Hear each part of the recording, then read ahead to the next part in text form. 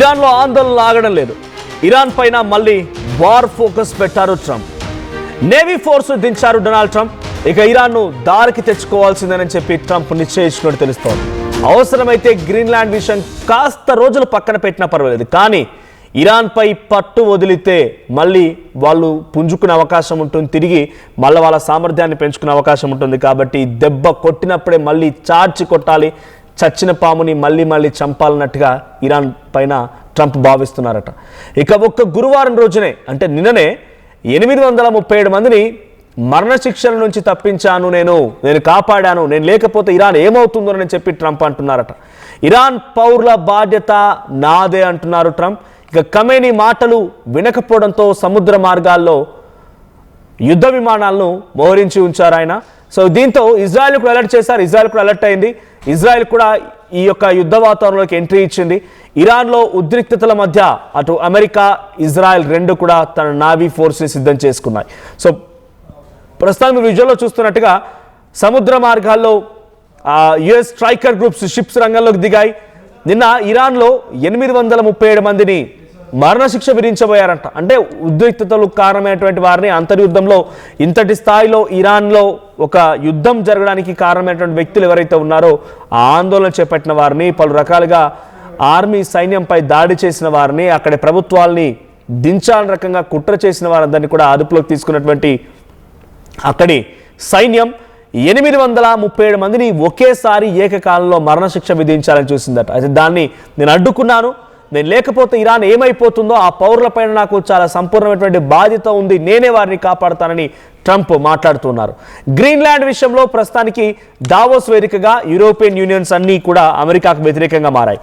Trump నీ ఇష్టం వచ్చినట్టుగా వ్యవహరిస్తే కుదరదు, ప్రపంచ దేశాల్లో ఎవరికి వారికి స్వచ్ఛందమైనటువంటి ఒక దేశాల్లో వాళ్ళ సంస్కృతి సాంప్రదాయాల్లో వాళ్ళకి స్వతంత్రం ఉంది, నువ్వెవరు అక్కడికి వెళ్ళి వాళ్ళని కంట్రోల్ చేయడానికి, అది నాది అని చెప్పడానికి ఇష్టం వచ్చినట్టుగా నీ పైకి ఎక్కించుకోవడానికి అసలు నువ్వరన్నట్టుగా వాళ్ళంతా విభేదించారు.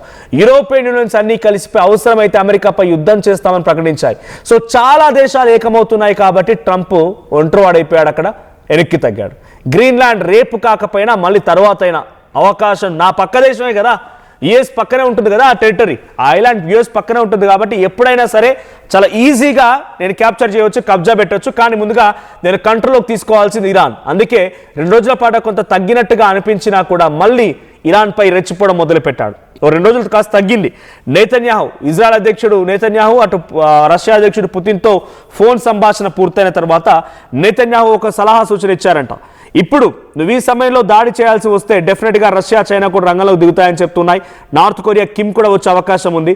ఈ దేశాలతో ఇప్పుడు ఎదుర్కోవడం చాలా కష్టం. అట్ ది సేమ్ టైం నువ్వు మళ్ళీ యుద్ధాలని చెప్పడం మూలంగా ప్రపంచవ్యాప్తంగా ఆందోళన కలిగించే విధంగా ఆందోళనకరమైన వాతావరణం నెలకొని ఉన్నాయి.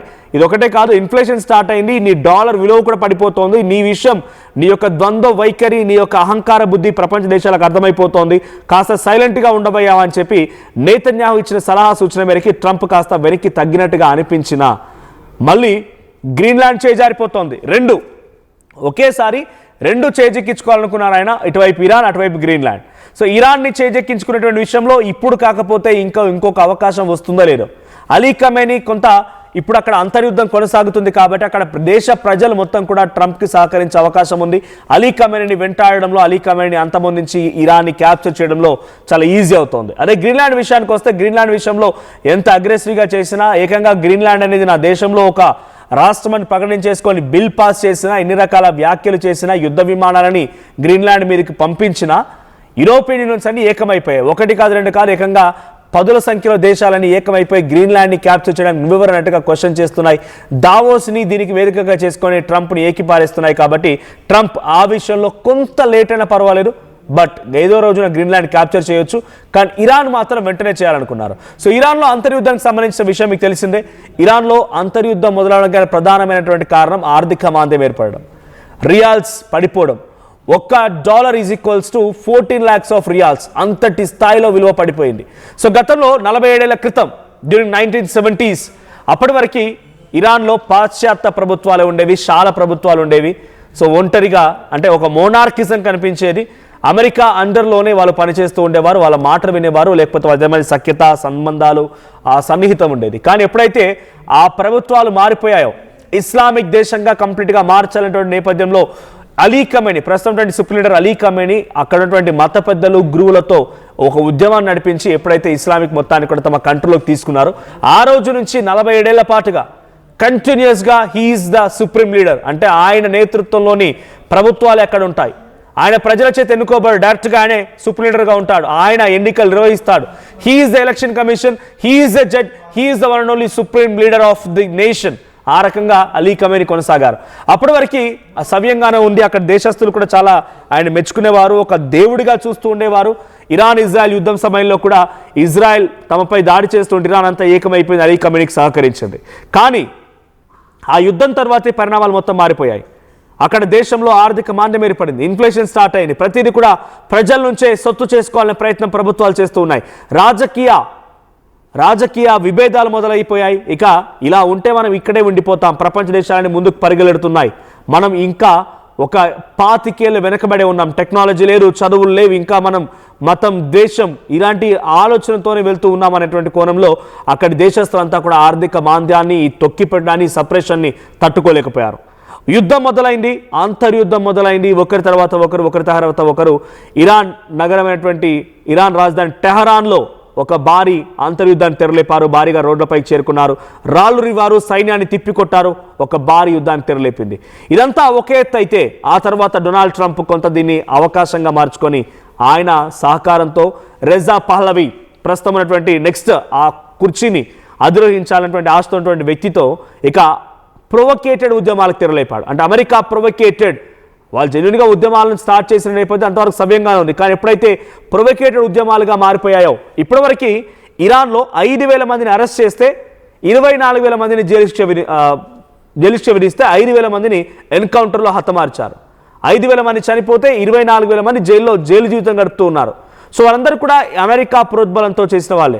2 రోజుల క్రితం నేను చెప్పినట్టుగా 4-5 రోజుల క్రితం నేతన్యాహు అమెరికా అధ్యక్షుడు డొనాల్డ్ ట్రంప్తో ఫోన్ మాట్లాడిన తర్వాత ఇక మీరు ఎక్కడైనా పోండి, మీ పని మీరు చేసుకోండి, మీ అంతర్యుద్ధాన్ని ఆపుకోండి, నేను మాత్రం ఇన్వాల్వ్ అన్నట్టుగా ట్రంప్ సైలెంట్ అయిపోయారు. కానీ అంతలోనే గ్రీన్లాండ్ వ్యతిరేకంగా మారిందో లేదో మళ్ళీ ఇరాన్పై టార్గెట్ చేస్తూ ఇరాన్లో ఉన్న ప్రజలకు నేనుంటా, ఇరాన్లో అంటే ఆయన అవసరాలకు అనుగుణంగా ఆ రోజున ప్రజలంతా కూడా ట్రంప్ మమ్మల్ని మోసం చేశాడా, మమ్మల్ని రెచ్చగొట్టి వదిలేశాడని భావించిన ఆ ఇరానియన్ ఉద్యమకారులు, ఉద్యమం చేసినటువంటి ఇరానియన్ ప్రజలంతా కూడా ట్రంప్ను వ్యతిరేకించారు. మళ్ళీ ఆయన అవసరాలు వచ్చాయి.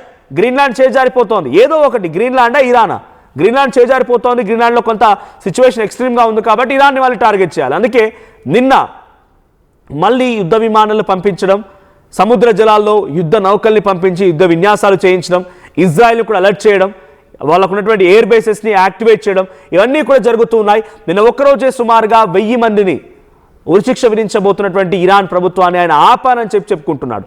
8 దేశాలని యుద్ధాలని ఆపానని నేను నాకు శాంతి బహుమతి కావాలని పదే శాంతి బోధకపు మాటలు మాట్లాడేటువంటి ఈ వ్యక్తి ఇరాన్పై యుద్ధం మీద చేస్తున్నాడు. అంతర్యుద్ధం కదా, వాళ్ళ దేశంలో ఉన్నటువంటి యుద్ధాన్ని వాళ్ళు కంట్రోల్ చేసుకుంటారు. Who are you to judge?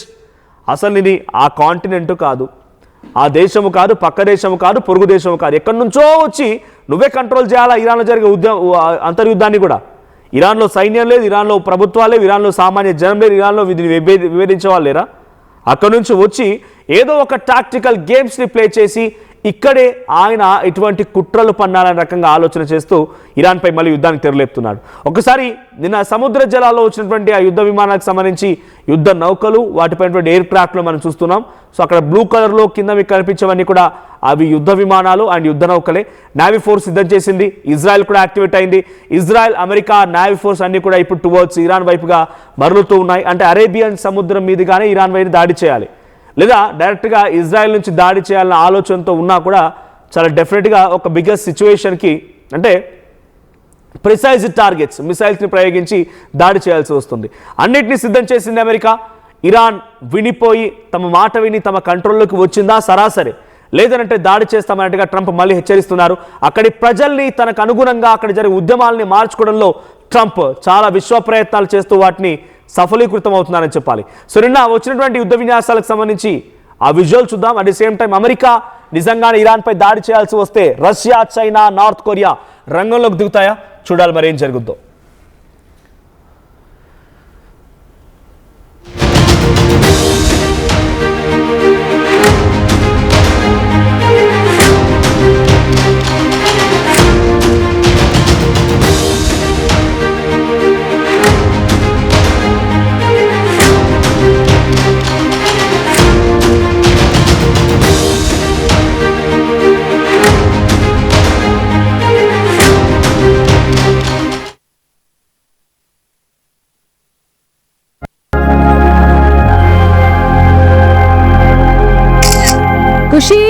Function కి టైం అవుతోంది, త్వరగా. వస్తున్నా అక్క.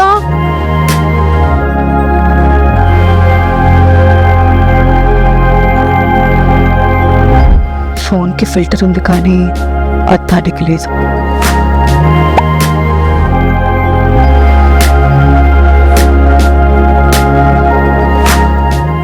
ప్రతి సమస్యకు ఒక పరిష్కారం ఉంటుంది.